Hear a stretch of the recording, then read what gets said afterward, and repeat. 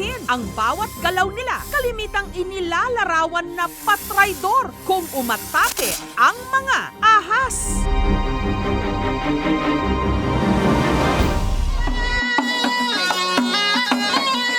Pero sa India, sa saliw ng tinutugtog nilang musical instruments na panji o bansuri ang mga makamandag na kobra.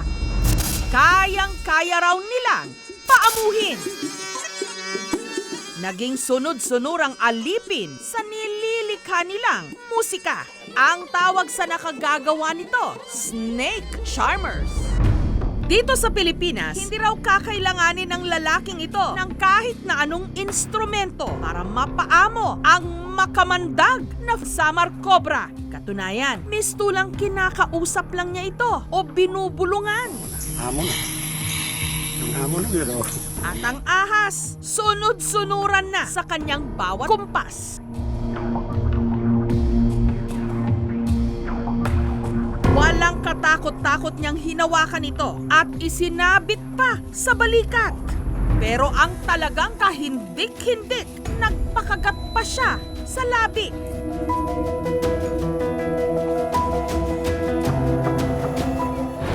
At isinubo pa ang ulo nito. Siya si Danny Sebial, ang binansagang senpai o teacher, si Cobra Master.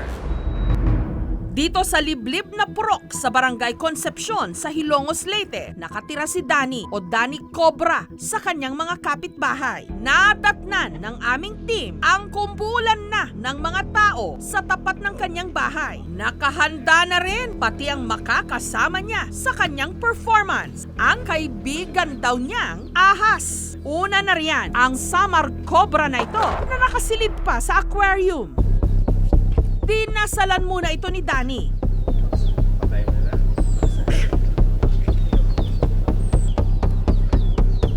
Mabilis namang pumosisyon ang cobra na parang aatake.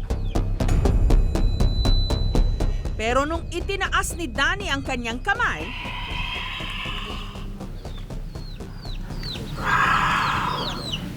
sa kalagitnaan ng pagpapakitang gilas ni Danny, laking gulat ng lahat nung bigla siyang nagpakagat sa labi at daliri.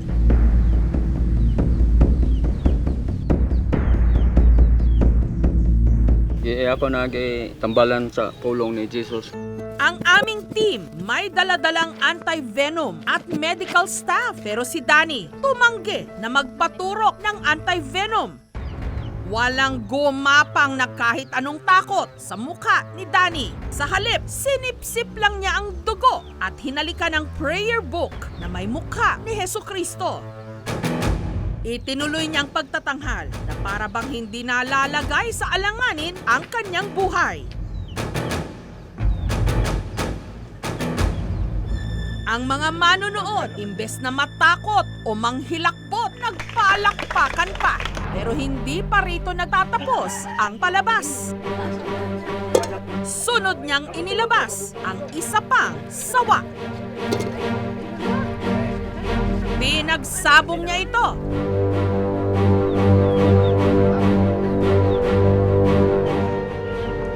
Sabay na isinabit sa kanyang leeg. At ipinasok pa sa kanyang damit. Tila wala nga sa bokabularyo ni Danny ang salitang kaba o nerbiyos.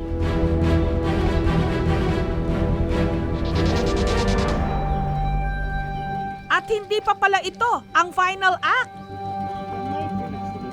Ang talaga raw highlight ng kanyang performance, ang pagkumpol at pagbilog ng samar cobra at ng sawa.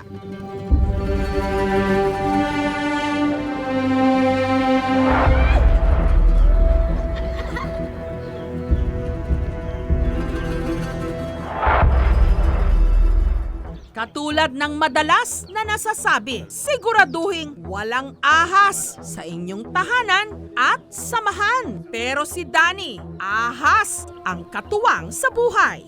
hiwalay na sa asawa at ang kanyang mga anak may sarili na ring mga buhay. Nauna na palang may viral video si Danny kasama ang isang ahas na nakawala na pala. Nahuli ko, magbalik siya wild, pero paano na ako nagbinom? Tuwaron, siskaon, murag tubig, mugawas, anak naman na sa ibuga. Mamotoy mo inject sa yellower na gamay nga, kuan, motoy mulason, musubay sa nerve. Para masiguro na hindi na makakawala ang iba pa niyang mga ahas, ang aquarium at kaldero kung saan nakasilid ang kobra at ang sawa may harang na.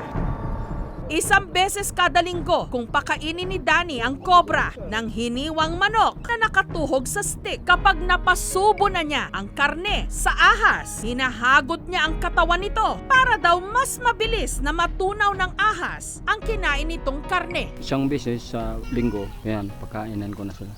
Pero katawan ng mga isang buwan.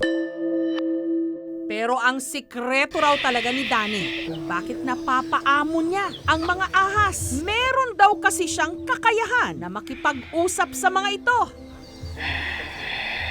Pwede siyang tawaging snake whisperer. Sa Bisaya pa, dili ka makapaak, ikaw ang has, kay satanas ka, binuhi ka sa satanas. Ang natatanging kakayahan ni Danny, nagsimula raw sa isang panaginip. Magising ka, bukas, tumingin ka sa tanawang adlaw, ug upat ka oras. Magamot ka na, magpakagat ka sa imong mouth, wait, papaak, o sa at saka dila. Simula raw noon, hindi lang niya nakakausap ang mga ahas, nakapanggagamot din siya. Yung nakagat ng og hipon, yung ganyan, dito'y kinagat. Tapos tinakbo ko sa kanya. Sa awa naman Diyos, gumaling naman siya. Naabutan ng aming team si Elena at ang kanyang anak na si Devi Ann na nagtungo sa bahay ni Danny. Nakagat daw kasi ng aso si Devi Ann. Sanayan na namin sa kanya eh. Gumagamot ng mga mala, mga nakagat ng aso, ahas. Itong ginagamit ko, nagpagagamot ng mga ahas at saka aso. Ito kay Patron Santo ninyo.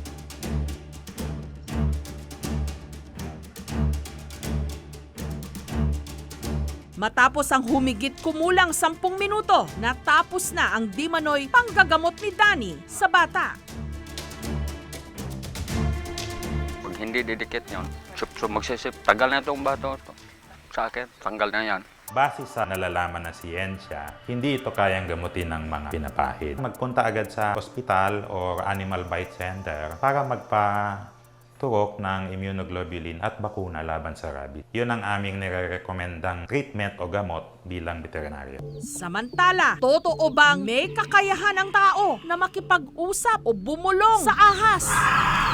Ibinanood namin ang video ni Danny kay Dr. Angelo Clavesillas, isang wildlife veterinarian at herpetologist o eksperto sa mga ahas. Ang nangyayari sa snake charming, hindi talaga hypnotism.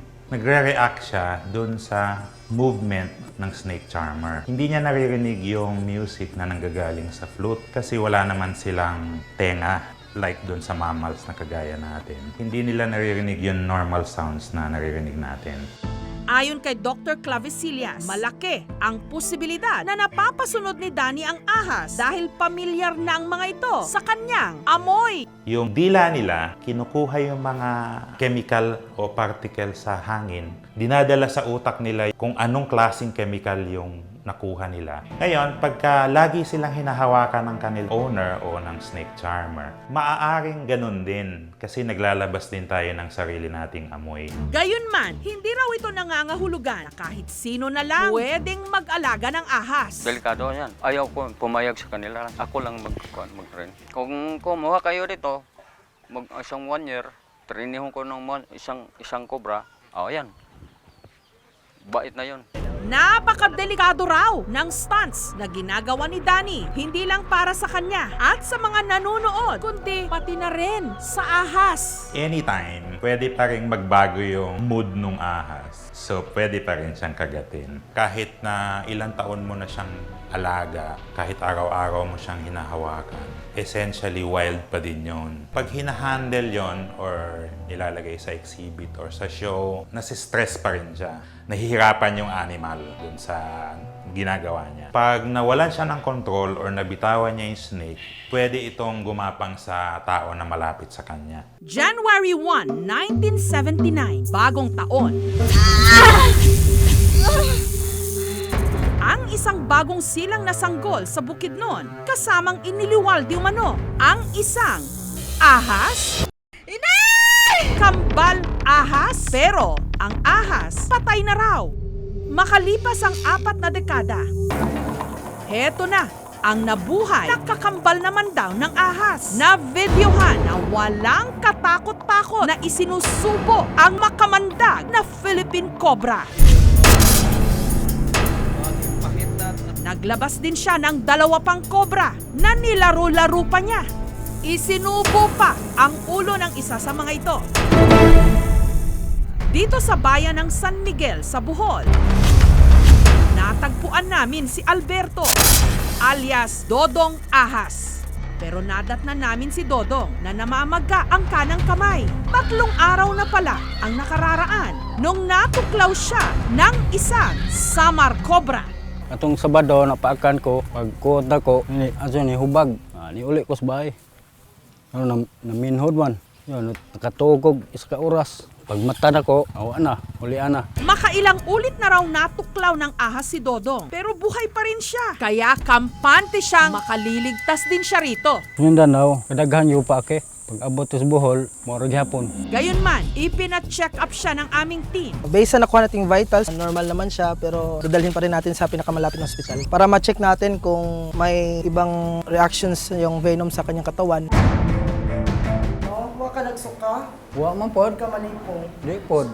Kapoy lang. Wala namang danger sa kanya based dun sa results ng check-up niya. Ang ahas na kinatatakutang maaring makapatay sa kanya, ang siya rin daw pinagkukunan ni Dodong ng lakas. 1 beses nga raw kada buwan, umiinom siya ng dugo ng ahas. Nagbibigay daw sa kanya ng kakaibang enerhiya. Di maluyam ko, di ko kainom dugo. Si alias Dodong Ahas din ang takbuhan ng mga may nais magpahuli ng ahas. Katunayan, ito lang Miyerkules, nakatanggap siya ng tawag mula sa mag-asawang Agapito at Ignacia. Kutob daw kasi ng mga ito, may ahas sa kanilang lumang bodega. Noong nakaraang buwan daw kasi, may nahuling Philippine Cobra malapit sa kanilang bahay. Pero anak lang daw nito ang nahuli. Ang ina, maaring nagtatago pa rin daw sa paligid-ligid lang. Tatakot ako baka kung hindi namin mapansin ang bababa sa underground, tapos baka lumabas yung ahas na kagatin sila. Kaya agad itong pinuntahan ni Dodong. Paglilinaw lang po, ang panghuhuling ito ni Dodong ay nakatakda niya talagang gawin nung araw na yon. Kanini adong nasa ilaw man idong na kanini ang wala kanini ang mga kahoy ani ilaw. Pwede gud mangita tagtao tong paalsahon ani. Isa-isang inalis ni Dodong ang mga nakatambak na kahoy.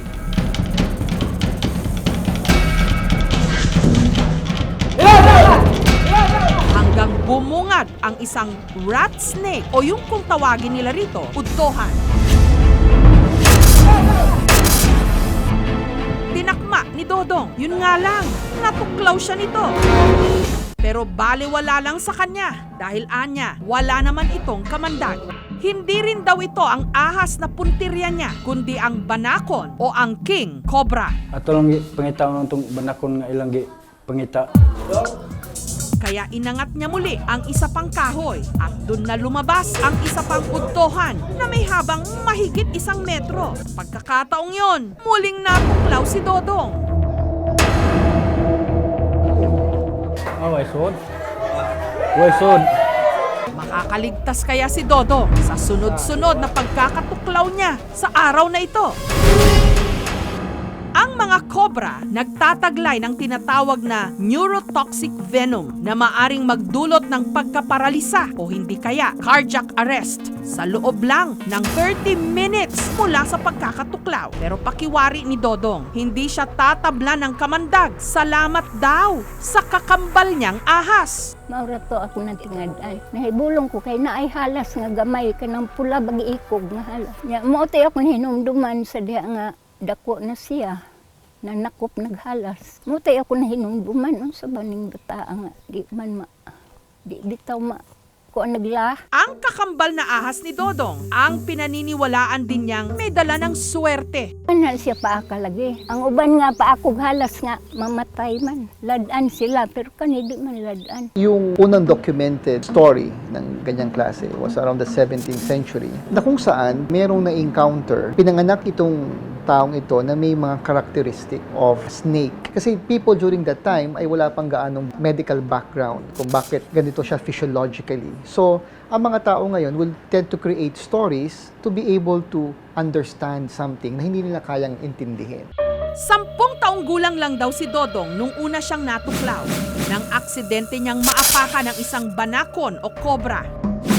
Halos 1 linggo raw siyang nilagnat noon pero makalipas ang ilang araw, bigla na lang daw siyang bumangon na parang wala lang nangyari. Mula noon, naging malapit na raw sa mga ahas si Dodong. Sa kasalukuyan, nagtatrabaho siya sa paggawaan ng hollow blocks. Dito na rin siya sa Bohol, nagkapamilya at kasama nila sa bahay ang ilan sa mga nahuli niyang kobra na pansamantala rin niyang inaalagaan. Akong mga ahas, akong buhion, ug ako pong pagkanong gilaga. Pero ug naay mo anhi dire, akong ihatag po nila og kuan. Kaya na may kinahanglan pod.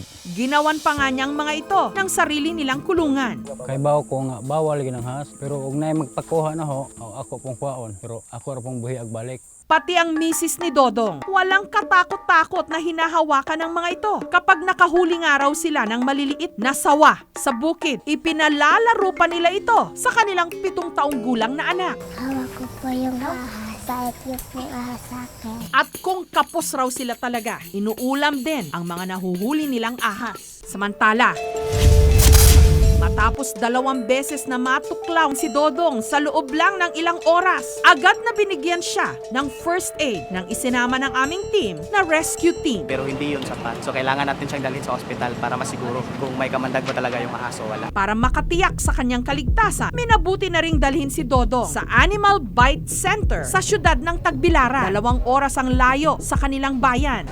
Muna din ka mag-visit ko close, but so far wala pa po tayo makita nga mag-diferensya sa mga kuan yun, mata. May mga cases talaga na natutuklaw yung mga tao na hindi agad or sinasabing immune sa mga kagat ng kahit venomous snakes sila. Pero kailangan pa rin na gamutin yung mga taong yun kasi infection ang kalaban natin. Uli na lang ko kay buhay bati.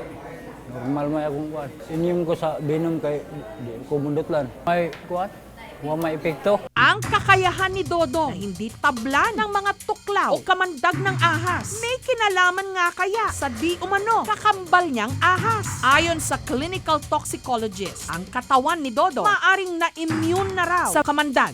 Usually, maliit na dose lang yan nag-umpisa. Ibig sabihin, konting venom ang na-inject. Pag nabuhay siya, nagkakaroon na siya ng antibody doon. Immune system natin magpo-produce ang tinatawag na antibody, mga proteina panlaban doon sa venom. Ito yung tinatawag na anti-venom. Ganito rin ang kaso ng tinaguriang Venom Man ng Pilipinas na si Joe, na matapos nagsagawa ng pag-aaral sa kanyang blood sample, ang RITM o ang Research Institute for Tropical Medicine, nalaman na meron nga siyang antibodies na kumukontra sa kamandag ng ahas. Immune siya pero yung extent hanggang saan manuneutralize ng antibody niya yung venom, hindi pa natin alam. Pero babalak ng mga eksperto, lubhang napakamapanganib ang panguhuli at pagpapatuklaw sa mga ahas. Kailangan nakagwante sila, nakaboot sila na mataas, kasi usually pagka ganyang nanguhuli ka, ang unang kakagatin sa either yung kamay mo o yung iyong boots. Wala rin daw pag-aaral na nagpapatotoo na ang pag-inom ng dugo ng ahas ay nakagagamot. Pampabata nga daw, pero wala pang proof na totoo ito. Paalala naman ng Department of Environment and Natural Resources,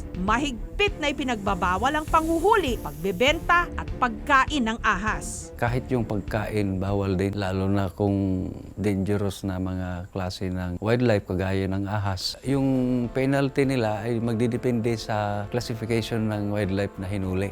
Yung pinakamataas na penalty, 6 years and 1 day to 12 years. Kabalo ko nga bawal ag dakop gas. Dugay na kong niundang og panakop og nay emergency anhar ko mudakop pag ako nang i-over sa police og dinar. Gayunman, ang tanong pa rin na hindi pa nasasagot, posible nga bang ang tao magkakaroon ng kakambal na ahas? Hindi. Kasi yung human species, exclusive for humans, saka yung ahas, meron silang sariling species. Baka yung mga ina na ganon, dumaan sila sa mga psychosomatic disorders, traumatic disorders. Tulad ng pinaniniwalaan sa ilang mga liblib na lugar ng ating bansa, magkasalungan ang sinasabi ng mga eksperto sa paniniwala ng ilan nating mga kababayan. Gayunman, mas mainam na tayo'y mag-ingat laban sa mga makamandag na ahas.